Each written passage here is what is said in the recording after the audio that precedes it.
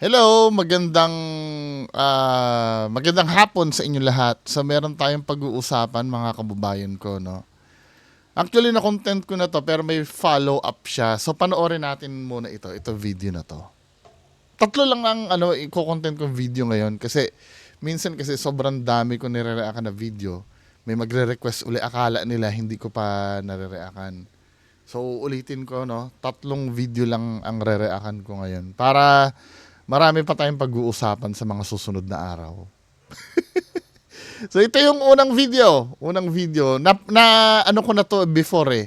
Ito yung nagba-viral, si Sampaguita Girl 2. Diba? Yung mga utak teleserye dyan. Kaya lang, hindi pumabor ang utak teleserye dito kay Sampaguita Girl 2 kasi siya yung maangas. No? Panoorin muna natin to, no, bago tayo mag-comment. Panoorin uli natin. Nasalang ko na to eh.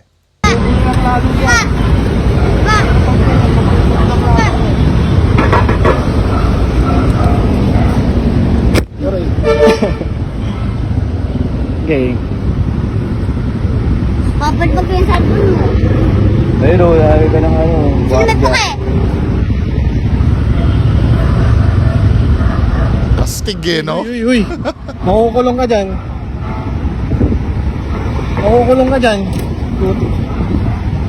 Uy! Grabe.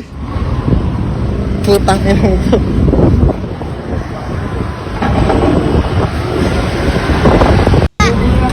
So, yun yung video. May nag-raise ng argument kasi na hindi pa natin napapanood ng buo yung video daw. Natatandaan ko si Sir Momong ba yung nagsabi or kung sino dyan sa baba. Sabing ganon, hindi pa natin alam kung ano yung kabuuan ng video. O let's say hindi natin alam yung kabuuan ng video, no?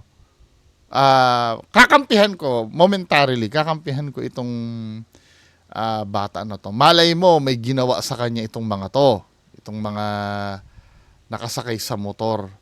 Pero kahit na hindi pa rin ito gawain ng normal na bata. Yung manununtok na ganon. Hindi pa rin gawain ng normal. Kahit pa sabihin mong inalipusta mo yung bata na yan, ang gagawin lang, kung normal na bata yan, iiyak na lang yan sa tabi. Or baka nga sa takot niyan, iiwas na lang yan. Tatakbo na lang sa malaya. Kung may ginawa ka dyan, let's say, halimbawa, out of nowhere, binatukan mo yung bata na yan, na wala naman siyang ginagawa sa'yo. Diba? Kapag normal na bata yan,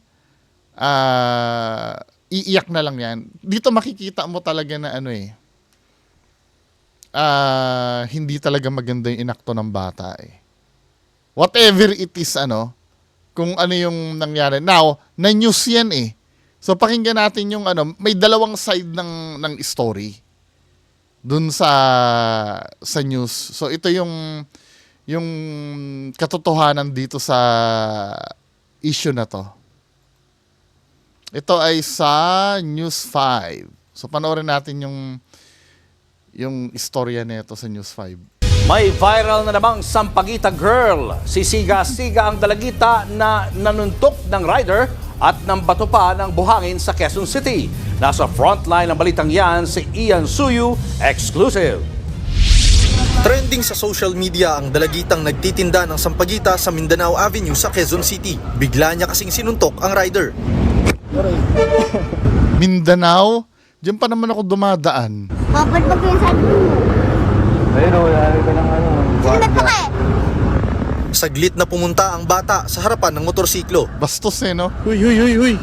Makukulong ka dyan. Maya-maya, dumampot siya ng buhangin at ibinato sa rider at angkas na uploader ng video.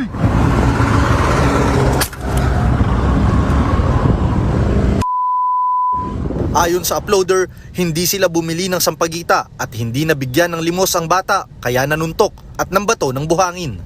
So yun ang reason. Hindi daw binili ang sampagita. Well, kwento ng rider yon. Ako, hindi pa rin ako convinced, no? For the sake of fairness, hindi pa rin ako convinced. Kasi yun ang sabi ng rider eh.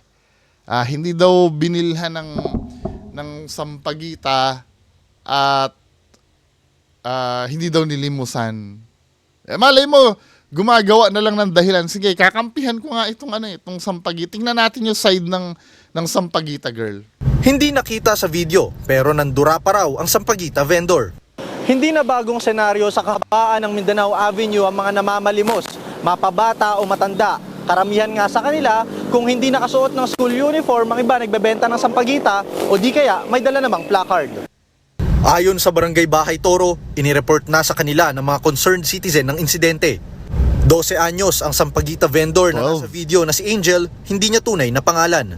Yung bata, nandun lang siguro, naiinip, kumuha ng paninda ng Sampaguita doon sa kabilang, yung mga nagtitinda na dati na nagtitinda rin. Nakigaya lang siya, So malinaw dito, galing sa mismong barangay statement. So kumuha lang ng Sampaguita para wala lang, hindi naman talaga ikakabuhay yun eh. Kasi yun ang kadalasang dahilan eh, kinakabuhay po eh, di ba? Ayon sa barangay, Doon sa kabilang, kumuha ng Sampaguita. yung mga nagtitinda na, Tunay na pangalan. yung bata, nandun lang siguro, naiinip, Inip lang pala eh. kumuha ng paninda ng Sampaguita doon sa kabilang, yung mga nagtitinda na dati na nagtitinda rin na mga taga sa Uyo, namamalimos, nagtitinda ng Sampaguita. Minsan nasasagot din, minsan sa gulo. Sa pag-iikot ng News 5, So ito yung side naman, no? Pagtatanggol naman ng nanay. nahanap namin ang kinaroroonan ng dalagita. Ayon sa kanyang ina, taliwas sa sinabi ng uploader, pinagtripan raw ng rider at angkas ang anak niya kaya ito pumalag. Nakaupo daw po siya doon sa bibato na yun, pinasinahan siya. Nag-aayos daw po siya ng Sampaguita. Ngayon, pinagtawanan daw po siya ng dalawa. Tumayo sa sinundan niya. Huli na po namin narinig yung sinabi siya ng Kuba at saka Badyaw. Doon ko na lang po siya narinig yung pagtawid namin. Gusto raw Di ba? Napaka-bullshit nung dahilan. Doon nag-fell apart eh. Alam mo yung reservations ko nandito na sa Sampaguita girl. Baka nga naman sinipa siya. Pero yung mga dahilan, men, na binusinahan, habang nakaupo daw siya doon, alam mo yun, parang malayo na sa katotohanan yung yung sinasabi ng nanay. Kaya pumalag. Mga pananalita din ng nanay, pumalag. Kaya daw pumalag. pumalag. Nakaupo daw po siya doon sa bibato na yun. O, nakaupo daw doon sa may bato na yon, Pinasinahan siya. binubusinahan. So what? Di ba? Napaka-busy ng driver, para nakaupo ka lang dyan, bubusinahan ka pa. Men, ano ba? Nagpapalusot na lang to eh. Para i-justify yung anak niya eh. Nag-aayos daw po siya ng Sampaguita. Nag-aayos daw siya ng Sampaguita, nakaupo sa may binusinahan. So what? So dahil dun sa binusinahan na yon, kailangan manuntok na yung anak mo? At magsaboy ng di ba? Hindi ko binabay yung kabullshit na yun. Ito, tiningnan naman natin yung tiningnan naman natin yung both sides. Kayo convinced kayo doon? Na-justify ba nun yung kawalang hiyaan ng anak niya? Dahil binusinahan daw, kaya yun ang ginawa ng anak niya. Masama pa rin yung ginawa ng anak mo. Kasi hindi dapat ganyan ang ng magulang. Dahil binusinahan yung anak mo at suportado mo yung anak mo nun na ng saboy at nanuntok. Ngayon, pinagtawanan daw po siya ng dalawa. O may pinagtawanan naman. So what? Bakit siya pagtatawanan?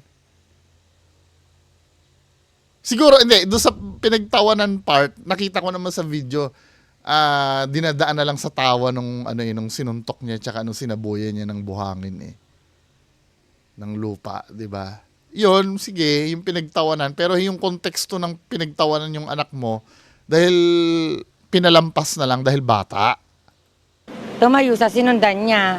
Huli na po namin narinig yung sinabi siya ng Kuba. Pero yung pinagtawanan yung anak mo dahil it doesn't make sense. Yung kwento na yun. Dahil nakaupo siya doon, nag-aayos ng Sampaguita, bubusinahan at pagtatawanan.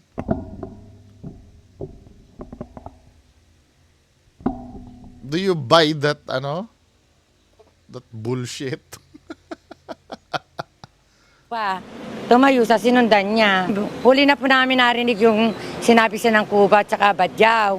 Doon ko na lang po siya narinig yung pagtawid namin. Gusto raw ng pamilya nila na makausap ang uploader ng video para ayusin ang gusot. Pinagbawalan na rin daw nilang magbenta sa kalsada. Let's say, hindi, granting, no? Granting pero not accepting. Na totoo nga na nakaupo lang sa bato yung anak mo, binusinahan at pinagtawanan. Let's say, ganun nga, no? Kasi yun ang sinabi eh. Wala namang sinabing, oh sige, kahit pa yung anak mo ay sinipa pa. 'Di ba? Hindi pa rin normal sa bata yun eh, na manuntok at magsaboy ng buhangin eh. Ang alam ko gagawin ng isang batang inosente yon, iiyak na lang sa sulok yon. 'Di ba?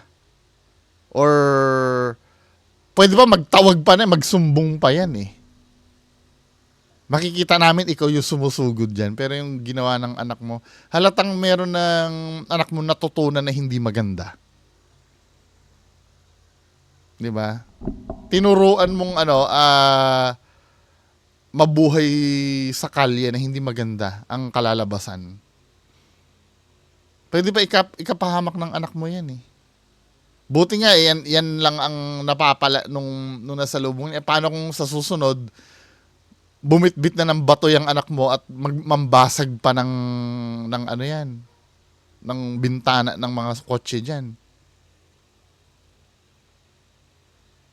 Or kung may siraulo pa na natsambahan yung anak mo, na baril pa yan, tapos sasabihin nyo, mabait yung anak nyo. Walang kaaway po ang anak ko mabait.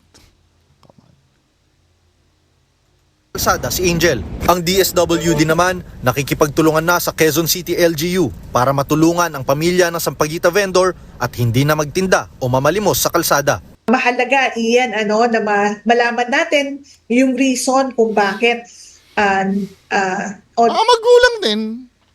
Kailangan pa bang tanongin yan kung ano reason kung ba't nagkakaganyan yung mga bata? Ang unang-unang role model niyan, mga magulang niya rin naman eh. Ano pa bang aalamin nyo dun? The reason na nag-uudyok sa bata na pumunta sa lansangan at magbenta nga po. Tsaka yung benta niya, ayon dun sa barangay, hindi naman nagbebenta yan dahil para ikabuhay nila. Para nakigaya lang talaga. Kasi parang naboboard daw yung bata. Yung inip. Kaya kumuha ng sampagitan na ibibenta. Pero ang layunin naman nun, mamuwersang magbenta at mamalimos. Di ba? Kailangan i-address kasi natin yung root causes ng problema within the family na nagre-resulta nga po sa gantong activity. Nagbabalita mula sa frontline, Ian Su, News 5. The way siya sumagot talagang astig na siyang sumagot eh. 'Di ba? Parang maangas. Mukhang may pinagmanahan si ate. So paano 'yon? Paano kung napikon yung nagmomotor dahil mambabato siya, matatabig yun ng paa. Saktong yun ang nabidyohan ng iba. E di kawawa na naman yung rider na Sampaguita girl lang. Yung mga utak teleserye, magdidiwang na naman. Bullshit. Diba? Dapat di kinukonsinti yung mga ganito eh. Oh, next issue, no? Hindi ko kilala kung sino to. Ano ba to? Sino daw to? Hinahanap ko yung Hinahanap ko yung... Pero alam ko parang celebrity to. Hinahanap ko nga... Wait lang ha. Kanina tinitingnan ko yung comment section eh. Tomboy daw? Anong sinasabing tomboy? Sabi daw, mayabang na tomboy. Ay, kaya siguro hindi ko na siya naging idol. Kasi napapansin ko na ugali niya dati pa. Pabebe naman, nagpunta pa si ate, tas ayaw niya papik. Sino siya? Ano yung G-Pinger na to? Sino yun? Tingnan ko nga. Wait lang ha, bago natin umpisang, kailangan kilalanin muna natin.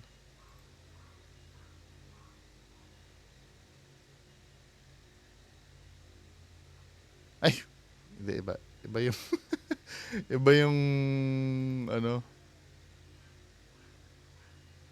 Wait lang ha, hahanapin ko lang kung sino po yon dito sa comment section. Pero parang kilala niya na eh.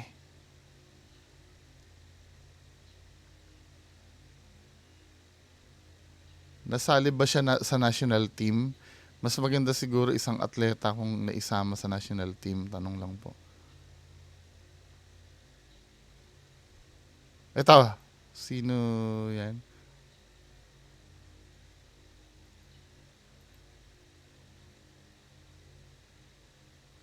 Hindi masabi ko sino eh. Nakalimutan ko na hindi ko talaga makita kung sino. Pero kayo baka kilala nyo to. So, ang issue dito, may lalapit daw magpapapicture.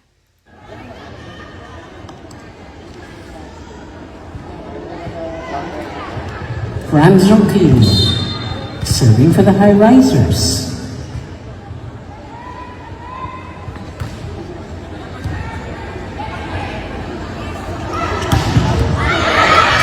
Soyud off the hand of Jimenez. For Tiger 2. Sino to? So, ang issue dito, ang issue dito, hindi niya pinagbigyan magpa-picture, no? Well, ayoko naman siyang kontrahin dun sa decision niya na yun kasi karapatan niya yun dahil katawan niya eh. 'Di ba? Hindi ko naman siya pwede sisihin dun. Sabi nga nung iba, kasi privacy daw. Respect their privacy din naman kasi kahit public figure sila. Yan ang sabi ng iba. I agree. 'Di ba? Kaya lang, ito kasi yun eh. Kung ako yung nandun, kasi nasa celebrity status ako eh.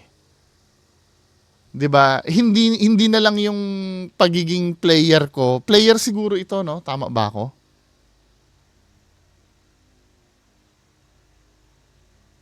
Nag-comments negative, Wong yun. Hindi nanood sa venue nila. Una po, protocol po, bawal kumuha ng picture abang simula laro. Kahit BSA. Usap po nung star player. Nakita ba ninyo na pick abang katabi nila player? Bawal po ganun yun. Diana Wong!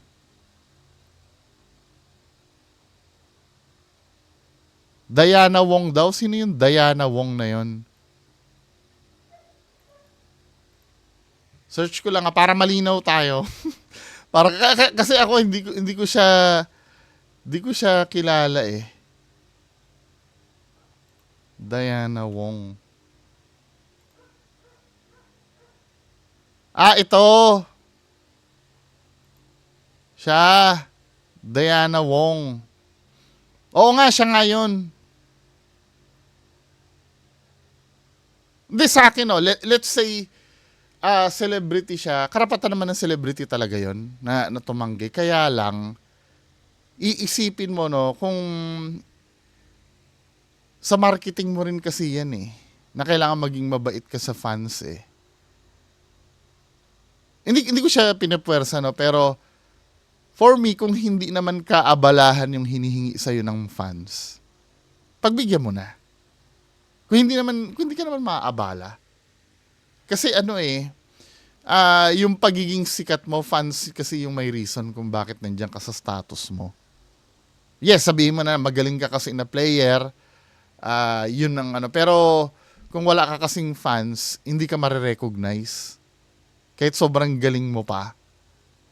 Marami mga magagaling na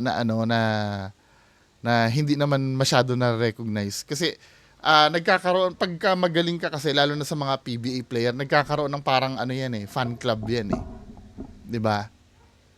Nagkakaroon ng fans yan. Yung mga fans kasi ang nagre-recognize sa'yo. Sana kung hindi naman kabigatan, no? Kung hindi naman kabigatan na ipagawa sa'yo, yung selfie lang naman, pagbigyan mo na. Maswerte ka nga. Yan ang tinake for granted kasi ni Diwata nun eh. Di ba? Mahirap naman talaga yan. Yung ganyan, yung parang sanay na ako, no? Hindi, nakikita ko rin kasi kapag kasama ko si Sir Ed Kaluwag, minsan kumakain kami sa restaurant, biglang may mangi-istorbo na nakikita ko yung hirap ni Sir Ed Kaluwag na, alam mo yun, gutom na gutom kami, galing kami sa exploration, tapos biglang aanuin ka ng mga tao. Pero ang bilib ako kay Sir Ed Kaluwag, hindi niya tina-turn down talaga. Kahit sinong gusto magpa-picture sa kanya. Hindi niya tina-turn down. May time pa nga na halimbawa may lumapit sa kanya, no. Sir, pwede mo, kumakain si Sir Ed. Sabi nung manager ni Sir Ed, mamaya po after hindi, okay na. Okay lang. 'Di ba? Tapos sabi ni Sir Ed, salamat sa suporta ha. Nung mga time na yun, iniisip ko na mahirap talaga yung ganon. Yung parang hindi ka makakilos pagka lalabas ka. Just imagine, hindi naman sa pagano, ano lang bang ginagawa ni Sir Ed? Tuwing Halloween lang naman siya na-feature sa 'di ba? Sa KMJS. Tapos mayat-maya na ang papicture sa kanya ng mga tao. What if yung mga status pa talaga nila Sarah Geronimo, 'di ba? Sino pa mga sikat na artista na Pinoy? Wala na akong ibang alam Sarah Geronimo. Basta mga level ni Sarah Geronimo, 'di ba? Paano pa yung mga yon? Lalong hindi makakakilos sa publiko yun. Pero still, napapanood ko yung mga video ni Sarah Geronimo, hindi niya talaga ma-turn down yung mga fans niya. Kasi hindi niya afford na magkaroon ng masamang image sa mga tao eh. Kasi unang-una, dun siya kumikita. Part yun ng trabaho mo bilang celebrity.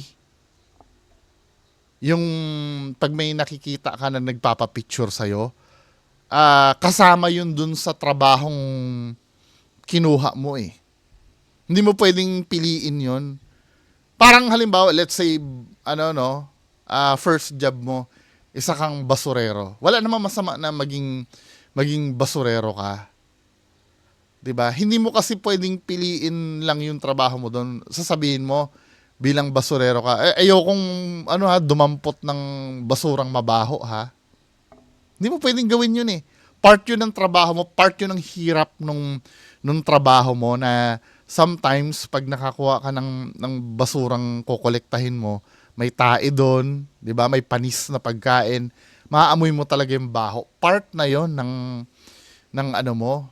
trabaho mo. Hindi mo pwede dapat reklamuhan yon. Parang ganito, no? Kung ikaw ay may mga endorsement, kung ikaw ay isang celebrity, actually, hindi ko nga siya kilala kung sino siya eh. Pero maswerte siya na may nag-a-admire sa kanya. 'Di ba? Hindi niya dapat, kung ako lang, inuulit ko, right niya naman yun eh, no? Sabihin na natin na may privacy. Pero kung ako lang, hindi ko iti-turn down yung mga taong sa akin, sumusuporta sa akin, na nag-a-admire sa akin. Kasi nag-effort sila nun eh, na sumuporta sa akin eh. Priceless yun eh. Katulad yung mga nanonood sa akin, hindi naman sa nagpapasalamat ako, kahit minsan ba naman na inaaway ako ng iba. Nagpapasalamat din ako. I make sure na magkakaroon ako ng time sa gabi. Kaya nga may segment akong pre-show shoutout eh. Dahil yun lang yung time na maibalik ko naman sa inyo yung ginagawa nyo para sa akin.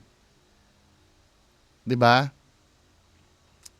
Dahil kung mga ganito yung, lalo na kung hindi ka pa, okay lang sana kung may pangalan ka na naiintindihan ko naman yung napapagod ka eh, na mayat-maya may nagpapapicture sa'yo. Pero yung ganito,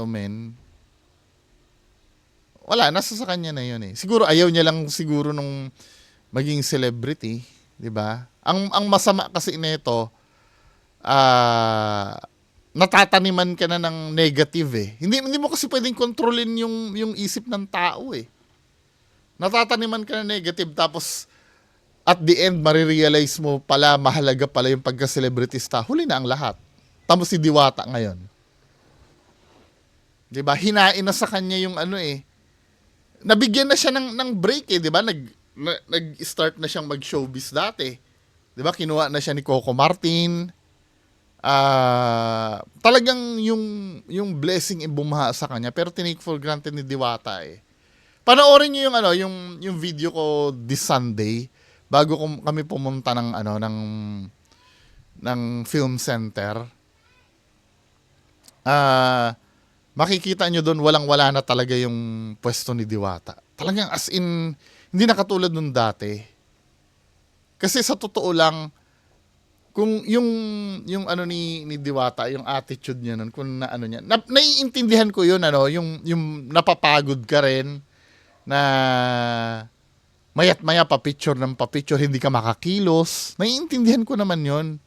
Pero yung may art yun kung paano ka tatanggi eh. Kapag halimbawa pagod ka na, di ba, na sasabihin mo lang na, pasensya na kuya, ate ha, pagod lang po talaga ako, babawi ako next time. Hayaan nyo paglabas ko uli, after ko magpahinga, picturean uli tayo. Yung mga ganun, kahit ba naman kaplastikan, yung hindi mo lang ita-turn down yung mga yung mga nagmamahal sa iyo. 'Di ba? Ngayon, hindi naiintindihan siguro ni ate yung isang bagay hangga't wala na. O siguro ngayon may kaya ito sa buhay siguro ngayon na hindi niya kailangan ng ganyang attention. Pero itaga mo sa bato, one day, marirealize niya rin na sana pala, sinamantala ko na hanggat nakikilala pa ako. Kasi pwede mo maging bridge yan sa ibang sa ibang field. Let's say athlete ka ngayon, marami kang fans.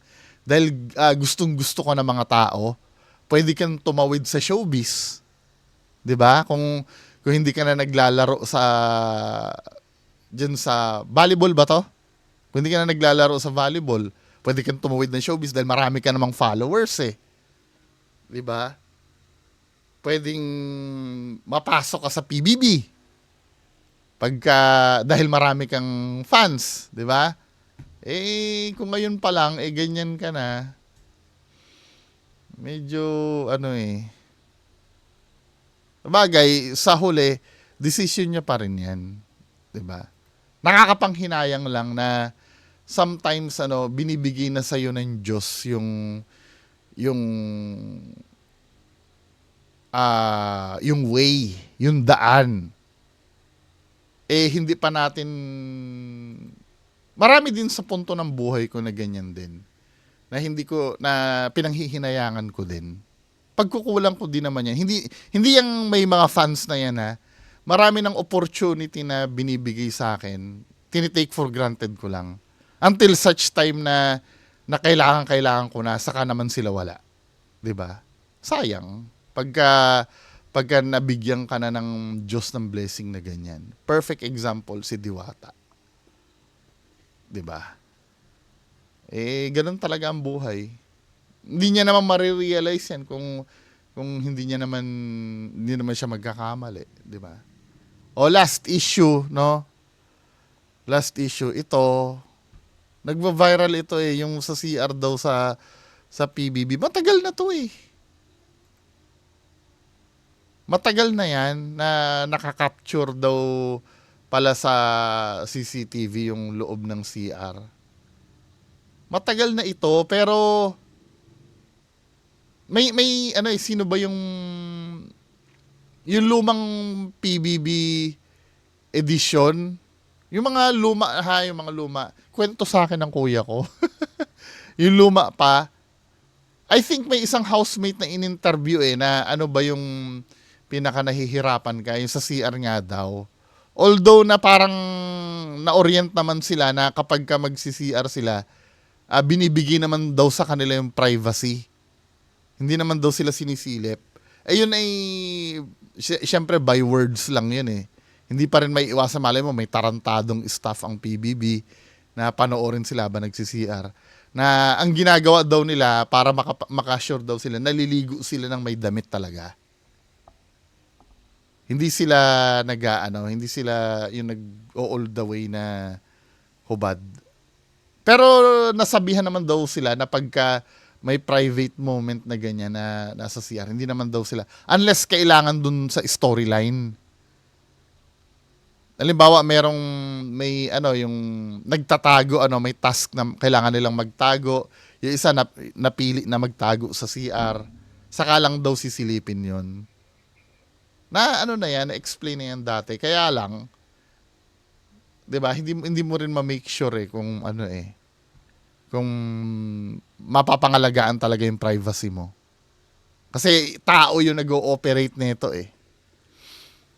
Buti na nga lang, just imagine ito yung shower head So pag magsha-shower ka, nakahubot-hubad ka talaga dito dyan. Makikita na maliligo ka. Well, 'di ba? Nasa na 'yon, talagang kailangan mga matitino yung mga nangangasiwa diyan. Nakakatakot sa Pilipinas, lahat may corruption eh. Hindi natin masabi, 'di ba? 'Yun, natatandaan ko 'yon, statement ng dating housemate diyan na pag naliligo daw talaga sila, hindi sila naghuhubad talaga. Kasi iniisip din nila na baka may magsilip. Anyway, mga kababayan ko, yan lang po muna yung pag-uusapan natin ngayong araw. Magandang hapon po sa inyong lahat. Bye-bye.